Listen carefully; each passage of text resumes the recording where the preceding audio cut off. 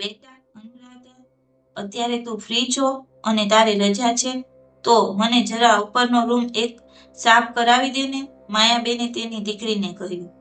દીકરી અનુરાધાએ તરત જ જવાબ આપ્યો, હા મમ્મી, ચાલ કરી દો. બંને મા દીકરી સાફ સફાઈ માટેની બધી જ સાધન સામગ્રી લઈ ઉપરનો રૂમ સાફ કરવા પહોંચ્યા. તે માયાનો રૂમ હતો. ઝીણવટપૂર્વક સાફ સફાઈ કરવાની હતી. પંખો બંધ હતો એટલે અનુરાધાને થયું કે રૂમની એક તરફ બંધ રહેલી બારી ખોલી નાખું. પણ તે બારીની નજીક તે બારી ખોલવા ગઈ એટલે તરત જ માયાએ કહ્યું, શું કરે છે અનુરાધા?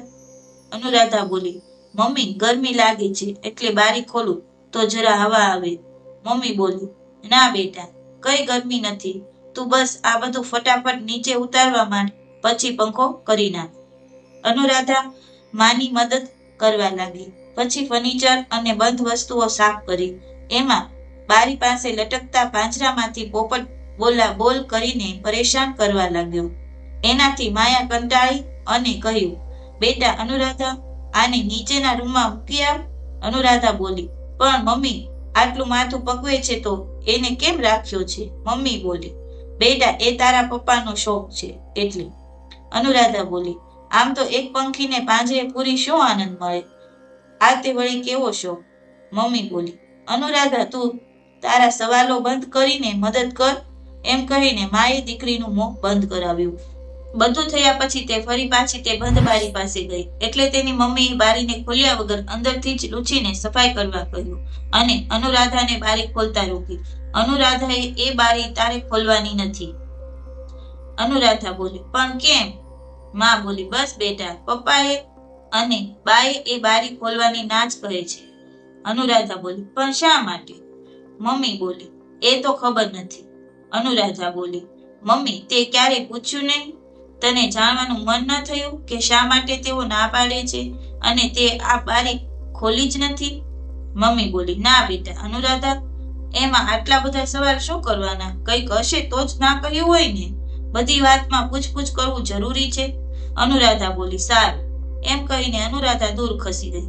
અનુરાધાને કોઈ કે બૂમ પાડી તો તે નીચે ગઈ, પણ અનુરાધાને બારીની વાતની નવાઈ લાગી એટલે પોતાનું કુતૂહલ સંતોષવા બારી ખોલવા પ્રયત્ન કર્યો.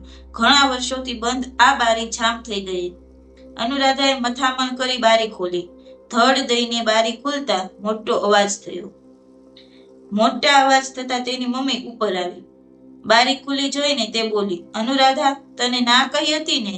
અનુરાધા બોલી, પણ મમ્મી, આમ તો જો એવું અહીં શું છે કે આટલા વર્ષોથી આ બારી બંધ રાખવી પડી? મમ્મી બોલી, એ મને નથી ખબર, તું જલ્દી બંધ કર, તારા પપ્પા ને ખબર પડશે તો. અનુરાધા બોલી, પણ હવે ખોલી જ છે તો એકવાર જોઈ તો લે. માયા બારીની નજીક ગઈ અને જોયું તો બંધ બારી પાછળનું રહસ્ય સમજાયું. કારણ કે બારીમાંથી તો માત્ર સામેના ઘરમાં રહેતી તેની ઉંમરની જ એક સ્ત્રી દેખાય જે સંગીતના તાલે ડાન્સ કરતી હતી અને બીજી બાજુ ખુલ્લું આકાશ, વિવિધ વૃક્ષો અને આકાશમાં મુક્ત અને વિહરતા પંખીઓ દેખાય. અનુરાધા બોલી, લે મમ્મી, છે કોઈ કારણ આ બારી બંધ રાખવાનું?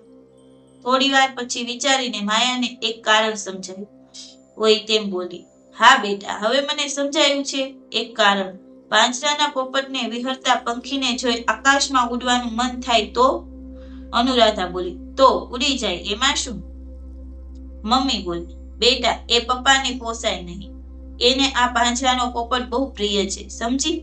અને 20-22 વર્ષની અનુરાધા મમ્મીના શબ્દ ભેદ સમજી ગઈ અને બોલી, હા મમ્મી, સમજી હું. એટલું બોલી તેણે તરત જ બારી બંધ કરી દીધી. આટલી વાતચીતોના શબ્દથી એક બારી બંધ થઈ ગઈ, પણ બીજી ઘણી બધી બંધ બારીઓ જાણે ખુલી ગઈ